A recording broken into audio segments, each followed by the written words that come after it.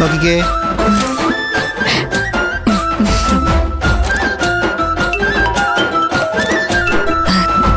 Hello. നോക്കട്ടെ. ആരോണേ? അല്ല, അത് നമ്മൾ തീരുമാനിച്ച പോലെ തന്നെ മുമ്പോട്ട് പോകും. ഒന്നുകൂടെ എടുക്കാം. നമ്മൾ വിചാരിക്കുന്ന ഒരു എമൗണ്ട്. ഇതൊക്കെ കൊള്ളാല്ലേ?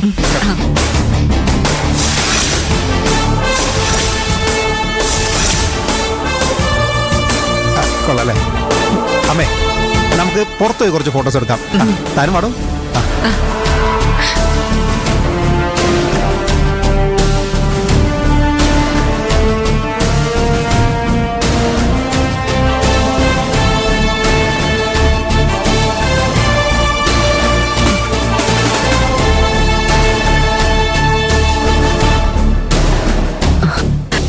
ആരാ? മനസ്സിലായില്ല. ഞാൻ പ്രീതി, പീതാംബരന്റെ മകളാ.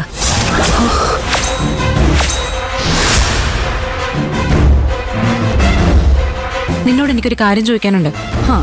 എനിക്കും ചോദിക്കാനുണ്ട്. ഈ പരിപാടിക്ക് കുടുംബക്കാര് മാത്രം വന്നാ മതിയെന്ന് അമ്മ ആഗ്രഹിച്ചത്. അത് തന്നെ എനിക്കും ചോദിക്കാനുള്ള. പിന്നെന്തിനാ നീ നിന്റെ കൂട്ടുകാരെ വിളിച്ചത്? ഞാനോ? നീയാ നിന്റെ കൂട്ടുകാരെ വിളിച്ചു വരുത്തിയത്. നീ വിളിച്ചത് പോട്ടെ, അവൾ ഒരു നാണും ഇല്ലാതെ വരികയും ചെയ്തു. എന്റെ കൂട്ടുകാരും ഈ ഫംഗ്ഷന് വന്നിട്ടില്ല. പിന്നെ പ്രീതി എന്ന് പറഞ്ഞൊരുത്തി വന്നതാ. അപ്പൊ അവള് നിന്റെ കൂട്ടുകാരി അല്ലേ? എന്റെ കൂട്ടുകാരിയോ? അപ്പൊ അവളൊരു ഫ്രോഡാണല്ലോ. അതെനിക്ക് അവളെ കണ്ടപ്പോഴേ തോന്നി. നിന്റെ അതേ സ്വഭാവമുള്ളവരെ കണ്ടുപിടിക്കാൻ നിനക്ക് എളുപ്പമായിരിക്കുമല്ലോ. നിന്നെ ഞാൻ പിന്നെ എടുത്തോളാം. ആദ്യം അവളുടെ കാര്യത്തിലൊരു തീരുമാനം ഉണ്ടാക്കട്ടെ.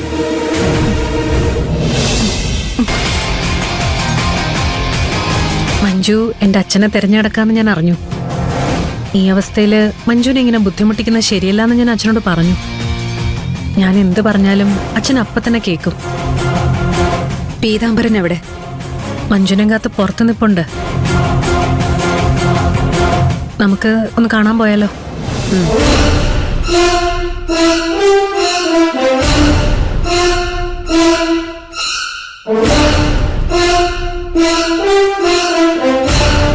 നീ ആരാടി?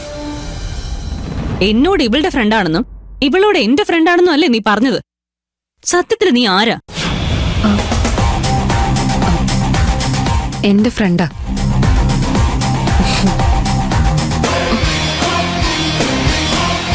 ചേച്ചിയുടെ ഫ്രണ്ടോ? എന്നിട്ട് ഞാൻ ഇതുവരെ കണ്ടിട്ടില്ലല്ലോ. എന്റെ എല്ലാ ഫ്രണ്ട്സിനെയും നീ കണ്ടിട്ടുണ്ടോ? ഇല്ല. അങ്ങനെ നീ കാണാത്തൊരു ഫ്രണ്ടാണ് ഇവൾ. നീ മഞ്ജുവിന്റെ കൂട്ടുകാരി ആയിരുന്നെങ്കിൽ അതങ്ങ് പറഞ്ഞാ പോരായിരുന്നോ? എന്തിനാ ഞങ്ങളോട് നുണ പറഞ്ഞ? ഞാനൊരു തമാശക്ക് പറഞ്ഞതല്ലേ. അതിനെന്തിനാ ഇത്രയ്ക്ക് ടെൻഷൻ ആവുന്നേ?